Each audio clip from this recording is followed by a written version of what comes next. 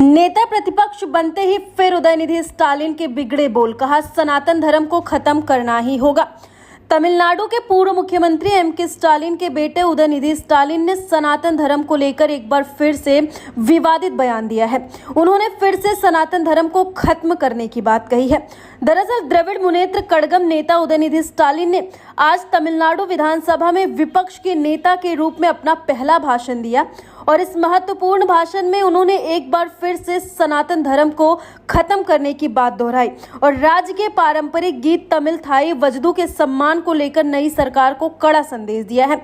बता दें कि उदयनिधि स्टालिन ने सदन में बोलते हुए कहा कि सनातन धर्म लोगों को बांटता है, इसीलिए इसे निश्चित रूप से खत्म किया जाना चाहिए। गौरतलब है कि इससे पहले भी उन्होंने सनातन धर्म को लेकर ठीक ऐसे ही विवादित टिप्पणी की थी। सनातन धर्म पर उदयनिधि स्टालिन के उस विवादित बयान ने पूरे देश में भूचाल ला दिया था। सितंबर 2023 में उदयनिधि स्टालिन ने भरे मंच से कहा था कि सनातन धर्म का सिर्फ विरोध नहीं किया जाना चाहिए, बल्कि इसे डेंगू, मलेरिया और कोरोना की तरह जड़ से खत्म कर देना चाहिए। वहीं इस बयान के बाद जब पूरे देश में हंगामा मचा तो एक जिम्मेदार नेता की तरह माफी मांगने की बजाय उदयनिधि स्टालिन और उनके पिता एम.के. स्टालिन अपनी बातों पर अड़े रहे। उन्होंने इसे अभिव्यक्ति की आजादी और द्रविड़ विचारधारा का नाम देकर सही ठहराने की कोशिश की।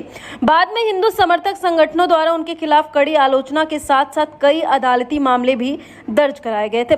इस मामले में जब उदयनिधि सुप्रीम कोर्ट और मद्रास हाईकोर्ट पहुंचे तो न्यायपालिका ने उन्हें जमकर आईना दिखाया था और सुप्रीम कोर्ट ने सख्त लहजे में कहा था कि आप कोई आम आदमी नहीं हैं, आप एक मंत्री हैं, आपको पता होना चाहिए कि आपके बयानों का समाज पर क्या असर होगा। हाई कोर्ट ने भी याद दिलाया था कि संवैधानिक पद पर बैठे व्यक्ति को सभी धर्मों का सम्मान करना चाहिए। हालांकि नेता प्रतिपक्ष ने नई सरकार के हालिया शपथ ग्रहण समारोह में हुई एक विशेष घटना पर गहरी आपत्ति जताई। उन्होंने ध्यान दिलाया कि उस समारोह में राज्यगान को उसकी पारंपरिक प्राथमिक जगह न देकर कार्यक्रम के क्रम में तीसरे स्थान पर धकेल दिया गया है। वहीं सरकार को चेतावनी देते हुए स्टालिन ने कहा कि शपथ ग्रहण समारोह में जो हुआ वह एक गलती थी और आपको इस विधानसभा में ऐसा दोबारा होने की अनुमति नहीं देनी चाहिए। हम इसकी अनुमति बिल्कुल नहीं देंगे। आगे उन्होंने स्पष्ट किया कि तमिलनाडु में आयोजित होने वाले किसी भी सरकारी कार्यक्रम में तमिल थाई वजथू को हमेशा सर्वोच्च और पहला स्थान दिया जाना चाहिए। उन्होंने 2023 की उस घटना की भी याद दिलाई जब पिछली सरकार ने प्रोटोकॉल में बदलाव करने के लिए राज्यपाल के प्रयासों का डटकर विरोध किया था। हालांकि आज विधानसभा में विपक्ष की भूमिका का जिक्र करते हुए उदयनिधि स्टालिन ने द्रविड़ आंदोलन के दिग्गज और डीएमके संस्थापक सी.एन. अन्नादुरई के विचारों का उल्लेख किया। उन्होंने विपक्ष की तुलना एक वाहन के ब्रेक या बैल की लगाम से की, जो सरकार को भटकने से रोकने और उसे जनहित की दिशा में सही तरीके से चलाने के लिए अत्यंत आवश्यक है। उन्होंने जोर देकर कहा कि भले ही वे विपक्षी बेंच पर बैठे हैं, लेकिन उनका उद्देश्य केवल विरोध करना नहीं बल्कि एक रचनात्मक शक्ति के रूप में काम करना है।